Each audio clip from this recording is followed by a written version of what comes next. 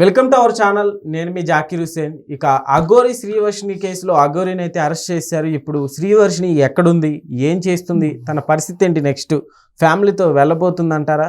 So దీని గురించి discuss చేద్దాం. ప్రస్తుతం మనతోటి సినీ క్రిటిక్ దాసరి విజ్ఞాన్ ఉన్నారు. వెల్కమ్ చెప్పేద్దాం. Hi sir. నమస్తే. అఘోరిని అయితే అరెస్ట్ చేశారు.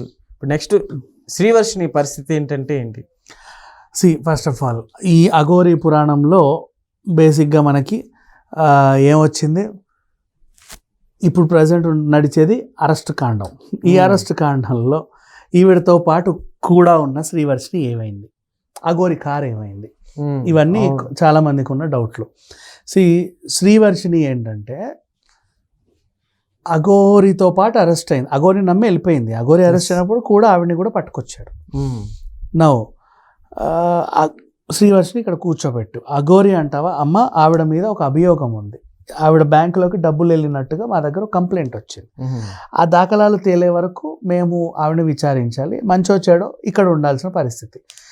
విషయం ఏంటి, ఈ లేడీ ప్రొడ్యూసర్ అఘోరికి 6 నెలల క్రితం పరిచయమైన 2 నెలల తర్వాత డబ్బులు ఇచ్చింది.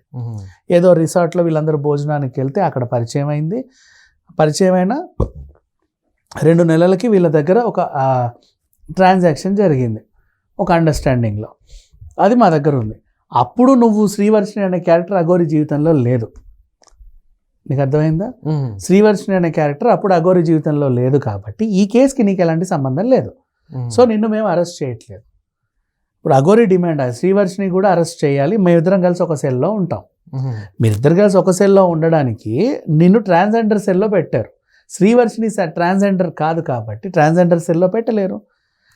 అసలు శ్రీవర్షిణి నిందితురాళ్ళ జాబితాలో లేదు, అనుమానితురాళ్ళ జాబితాలో కూడా లేదు కాబట్టి మహిళా జైల్లో కూడా పెట్టరు. మరి ఇప్పుడు శ్రీవర్షిణి ఏం చేయాలి? అమ్మ నువ్వు మాకు సహకరిస్తావా? సార్ సహకరిస్తాను. సరే ఇక్కడ సంతకం పెట్టాను.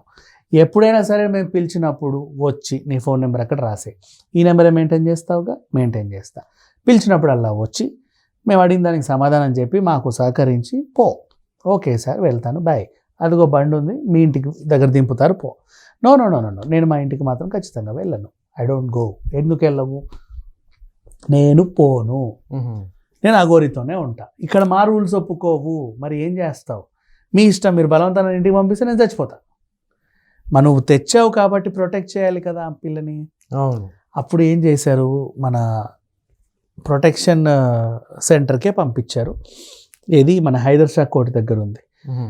హైదర్ షా కోర్ట్ అంటే లంగరోజ్ దాటాక చిలుకూరు వెళ్ళే రోడ్డు, ఈ మలుపు తిరుగుతామా, ఆ మలుపు దగ్గర కస్తూర్బా గాంధీ ఈ ప్రొటెక్షన్ సెల్ ఉంటే అందులో ఆవిడ్ని ఉంచారు. ఇక్కడ ఇప్పుడు శ్రీవర్షిణికి ఏమైపోతుందో, అసలు అఘోరి శ్రీవర్షిణి ఏదో చేసేసింది, మా శ్రీవర్షిణి అని చెప్పి మొన్నటిదాకా నెత్తినోరు బాదుకున్న వాళ్ళు ఉన్నారు కదా, వీళ్ళందరూ కూడా వీళ్ళందరూ అప్పటిదాకా కంగారు పడ్డారు. నెక్స్ట్ అయ్యో పాపం తల్లిదండ్రులకు దూరం అయిపోయింది శ్రీవర్షిణి, ఎట్ట బతుకుద్దో ఏమైద్దో అనుకున్న వాళ్ళు కూడా కొంతమంది ఉన్నారు. వాళ్ళకి చెప్పేది ఏంటంటే ఇప్పుడు వాళ్ళందరూ చాలా సాఫీగా హ్యాపీగా ఉండొచ్చు. ఎందుకు చెప్పనా? బికాజ్ తను గవర్నమెంట్ కంట్రోల్లోనే ఉంది. She will be happy. అక్కడ ఆవిడకి రోజు కౌన్సిలింగ్ ఇస్తారు. అమ్మ నువ్వు మారి మళ్ళీ నిత్య ప్రపంచంలో కలుస్తావా, లేదా అఘోరి అని ఇక్కడే చేస్తావా? నో, నేను అఘోరి రిలీజ్ అయ్యే వరకు నేను ఇక్కడే ఉంటాను. ఓకే ఉండు, నిన్ను సంరక్షించాల్సిన బాధ్యత కూడా మాదే, ఖచ్చితంగా సంరక్షిస్తాం. ఇలా వాళ్ళు కొన్ని ప్రయత్నాలు చేస్తూ ఉంటారు. శ్రీవర్షిణి ఎపిసోడ్ ఇది. అండ్ ఇన్ కేస్ శ్రీవర్షిణికి ములాఖత్ వేయాలి నేను అఘోరికి అన్నా కూడా వాళ్ళు ఏదో కొన్ని పర్మిషన్లు తీసుకొని వీళ్ళిద్దరికి ములాఖత్ కూడా ఏర్పాటు చేస్తారు. ఓకే.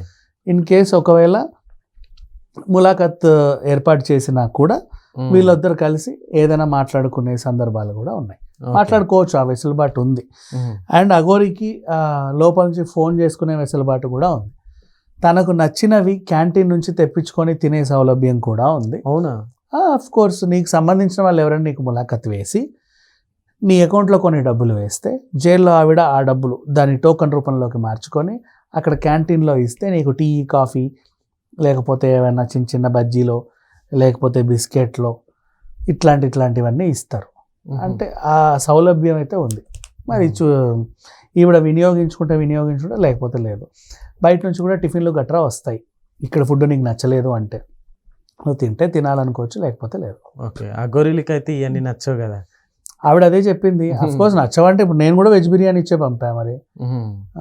తీసుకొని వెళ్ళింది కదా, మ్మ్. మరి ఇంకే మన దగ్గర నుంచి అట్లా ఏం ప్రాబ్లం లేదు. ఓకే ఓకే నెక్స్ట్ ఏం జరుగుతుందో చూద్దాం.